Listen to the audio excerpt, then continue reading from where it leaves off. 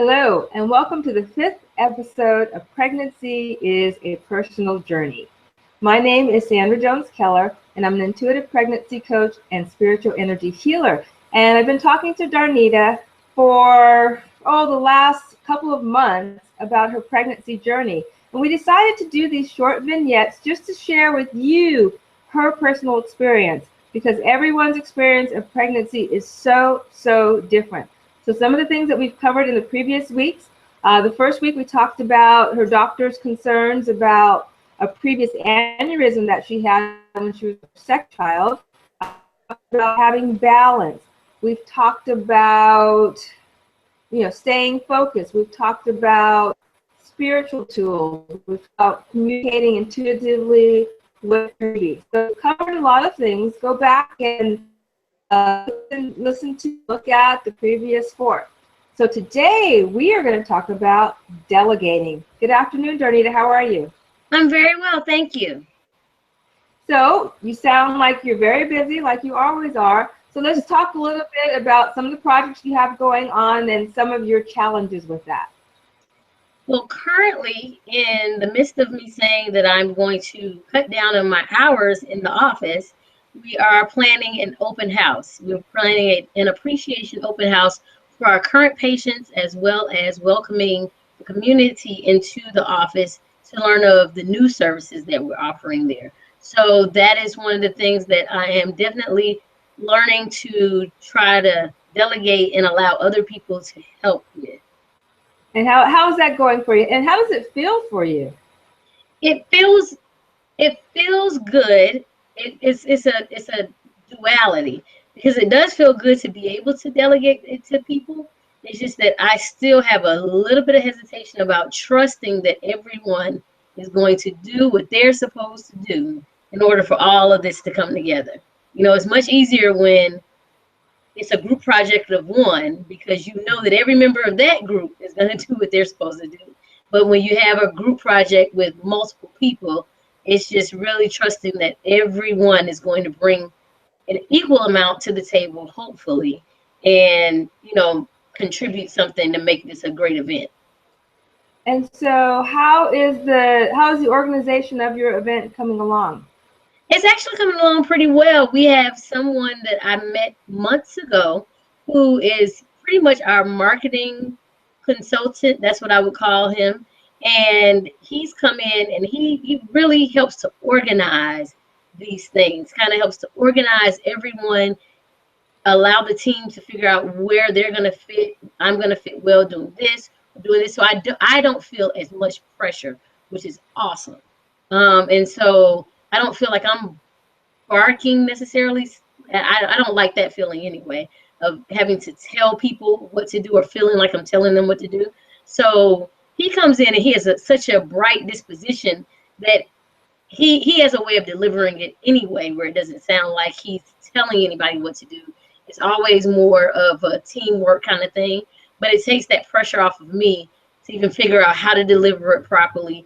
He takes my ideas and where we're trying to go, where I'm trying to go, and takes the team and just makes everything kind of work well together. So that's awesome.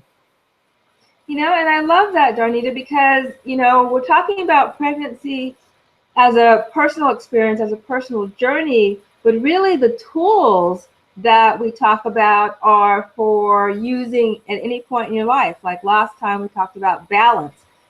So many of us are always searching for balance. And today we're talking about delegating. And once again, I wanted to acknowledge you for one, being aware that it's necessary for you to delegate, and two, actually being willing to let go. Because this goes back to one of our conversations about you making sure you stay ahead of the game, making sure you stay ahead of getting hungry and tired and working. And so it looks like with the intention that you've set about having more balance, then what I see unfolding is now you're willing to delegate, whereas in the past you may not have been. Now you're willing to tell a client no or reschedule where you may not have been. Is that the case, would you say? That is definitely the case. And that's definitely the case in a big major way, because of one of our first conversations, one of our first time speaking after this pregnancy, after learning of the pregnancy. And you told me that I needed to really be sure that I am not overdoing it and not overextending myself. And it was almost instantaneously after you said, I know you'll try to take that extra patient, and you'll try to work them into your schedule and all that kind of stuff, and just kind of go out of your way to allow things to fit together, when right now you probably don't need to do that. So that, thank you, because that is a really big reason that conversation comes to mind a lot when I am going, and then I tell myself, no, you need to stop. You need to sit down somewhere. You maybe just need to kind of center yourself and do those things that are going to help you just stay in balance, kind of stay in the middle. So has a lot to do with the conversations that we've had, the two of us, you and I, about balance. So yeah, I think I am doing a better job. It's still kind of tricky sometimes, but I'm definitely doing a better job of recognizing it and trying to address it. Well, that's okay. And so let's just jump back a little bit for those who may be joining us for the first time. And the reason that it's so important that you stay balanced, that you stay ahead of the game, is because during your second pregnancy, you actually had an aneurysm, and that was kind of a concern for your doctor. So just speak briefly about that, because we have spoken about it before, so people can go back, but just speak a little bit about that to bring people up to speed. Yeah, so that last pregnancy, I was just kind of doing my normal everyday activity, and not really, yeah, you're pregnant. Yeah, you think in your mind, hey, you might want to take it easy sometimes, but kind of being the go-getter kind of personality that I am, I just kind of kept going. And not necessarily that I think that brought on an aneurysm per se. It really was like a perfect storm of things that probably were going to happen and needed to happen. And it just happened that for me, it all happened at one time in the right way, so to speak, because it was caught, it was taken care of. But what I'm doing now is I'm kind of just trying to take that as a lesson to say, this time, maybe you should just kind of slow down a little bit. Maybe this is just a time that's a little bit more delicate in your life. It's 9 months to nurture and love, and of course it's a lifetime of that, but of just nurturing myself in this process to bring the baby into the world, and also take care of myself at the same time. So it's definitely a balancing act, because we tend to put other people before ourselves, or the baby before myself, because I'm pregnant and we want to take care of this baby. But it's really important to keep in mind that in order to take care of anybody else, you have to take care of yourself. Absolutely. And so just one last question for you. Have you had any hits or any intuitive thoughts from your baby about your next steps, or about what it needs to have the balance in its life? I don't know. I just think that I kind of check in with the baby. I try to do that as much as possible. I really feel like the baby is pretty settled in there. It's pretty, easygoing, and it's baby's kind of like, I got this, mommy. I'm really all right. You don't have to worry about me. Take care of you. Really don't have to worry about me.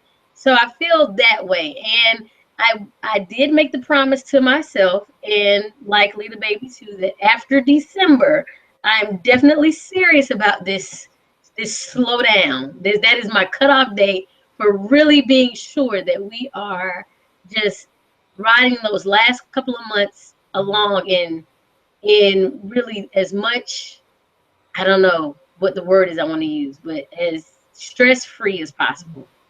All right. That sounds good, and I definitely understand the baby settling in, because even though I had 2 large fibroid tumors, and even though the diagnosis for me was pretty dire about my pregnancy, every time I checked in with Mecca when I was pregnant, it was the same thing. It was like, Mom, I'm fine. Take care of yourself. And because I knew that she was fine, I then had the strength and courage and determination to do whatever I needed to do to carry her full term, to have a healthy and successful pregnancy. And so it just adds an unprecedented level of security and confidence when you know your baby is okay. Any last thoughts you want to share before we close out? Nope, just hope that everyone has a happy and safe holiday. And that's about it. I'll see you guys in a couple of weeks.